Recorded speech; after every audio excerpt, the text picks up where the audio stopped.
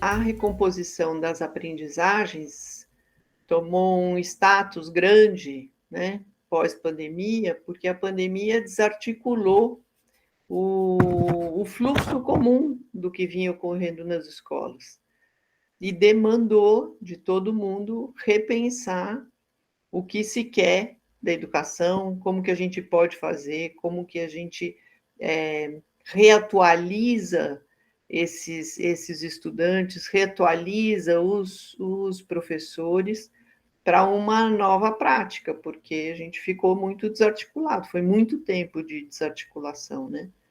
Então, eu acho que a reorganização, a recomposição das aprendizagens, ela vem muito com esse afã de contribuir para esse reordenamento do fluxo escolar.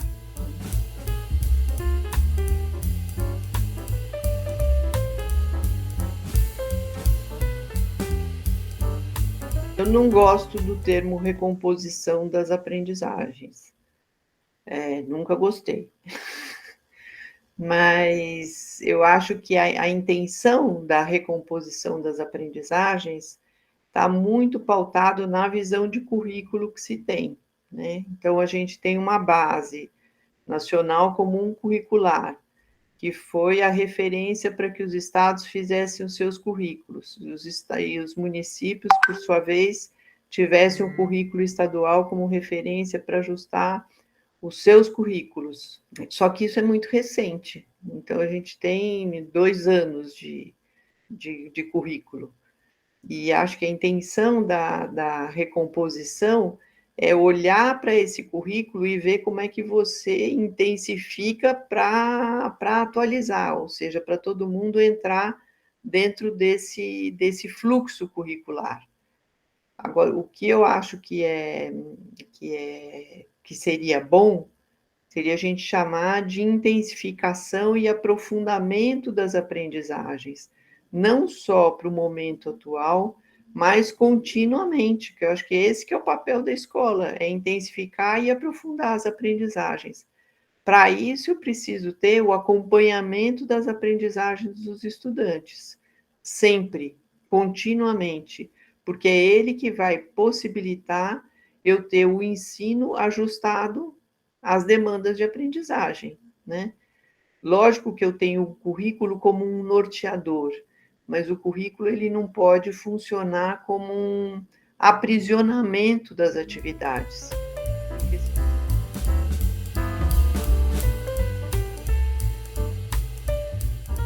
Teve ganhos durante a pandemia, porque a gente aprendeu a usar diferentes recursos tecnológicos, os professores se uniram para preparar propostas que fossem mais instigantes, que os estudantes pudessem aderir de fato a essas propostas, mas isso não foi uma coisa para o Brasil inteiro, foi em alguns lugares, né? A gente tem a desigualdade social que existe no país, a diversidade cultural, as distâncias, as condições de comunicação, de conexão, elas são muito diferenciadas. Então, isso não foi uma coisa que ocorreu para todo mundo, né? Só que teve coisas que se perderam e que a gente precisa colocar muita atenção. Uma é a convivência na escola, né? A gente sabe dos inúmeros problemas que está existindo, que das dificuldades mesmo, da dificuldade de respeitar a regra, da dificuldade de sentar para ouvir, de ouvir o outro.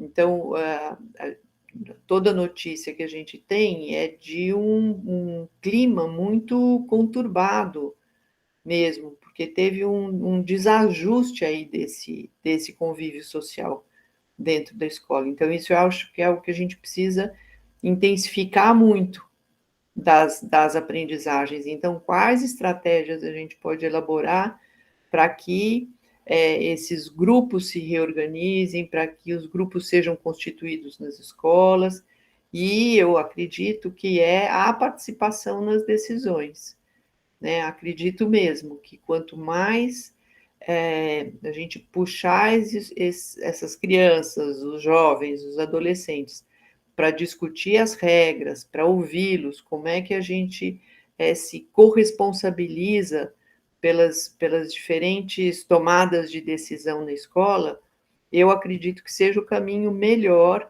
para a gente ajustar essa questão do convívio. Não só do convívio geral, como do convívio também dentro de sala de aula, como também na priorização do que ensinar e do que aprender.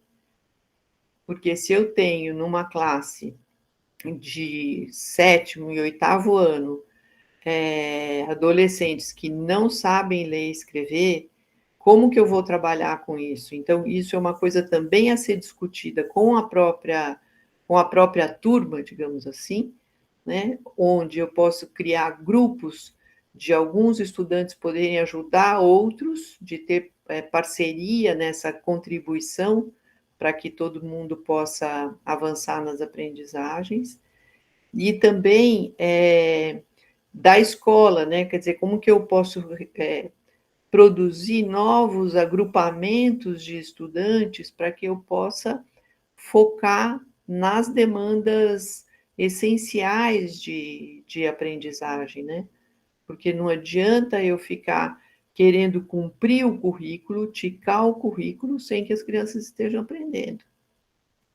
Porque o que eu acho que assim, o que tem que nos nortear mesmo nesse período aí chamado agora de recomposição das aprendizagens, é identificar o que precisa ser aprendido, como que a gente vai fazer para que isso ocorra, que educação é essa que eu quero, e também que convívio na escola é esse que eu quero. Então, como que nós vamos dar tratos à bola para se reestruturar, se encaminhar e estar próximo, né? Próximo dessas demandas que são demandas efetivas dos alunos. Eles querem estar na escola, eles querem aprender, os professores querem ensinar, só que tem que ter um diálogo casadinho, né? Quando não tem esse diálogo casadinho, a gente finge que ensina, o aluno finge que aprende e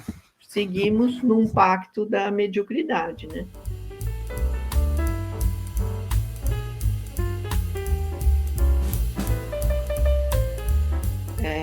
Eu vejo do lado do professor, ele quer ajudar esse aluno, ele quer que o aluno faça de novo para que ele possa aprender aquilo que é essencial. Só que não adianta, porque se a gente faz aquele paralelo com o médico, eu dei um remédio, esse remédio não funcionou, não posso dar o mesmo remédio de novo, porque não vai funcionar de novo, né?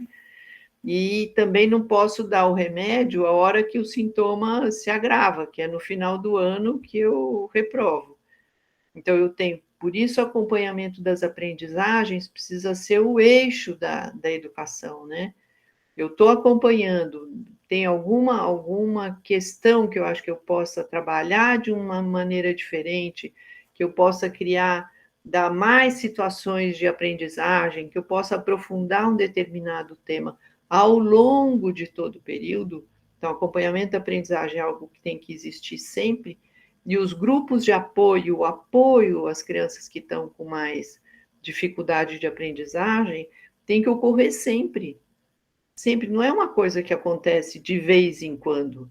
Eu gosto muito de fazer o paralelo da escola particular com essas questões do acompanhamento da aprendizagem, porque a escola particular, ela mantém esses grupos de suporte, ou ela solicita da família, que já é uma família letrada e que tem um tempo maior de dedicação a ajudar os filhos, ou a contratação de um professor particular, né? E eu acho que assim, a gente tem uma clientela na escola pública, que a escola pública ela tem que dar conta na escola mesmo, porque os pais trabalham demais, os pais chegam em casa tarde, o que eles podem fazer é valorizar o que está acontecendo na escola, mas não auxiliar imediatamente aquilo que está sendo discutido, né?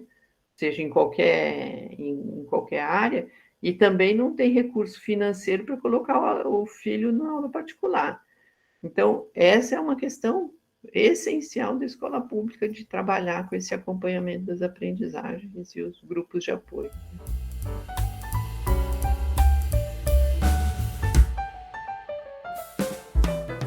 Se a gente consegue formar muito bem os professores do Fundamental 1, para que de fato as crianças saiam do Fundamental 1 com uma alfabetização bem consolidada, com as aprendizagens de matemática bem consolidadas, que aprendam a ciência, que tenham gana com as questões das ciências naturais, você segue a escolaridade com uma outra qualidade, né?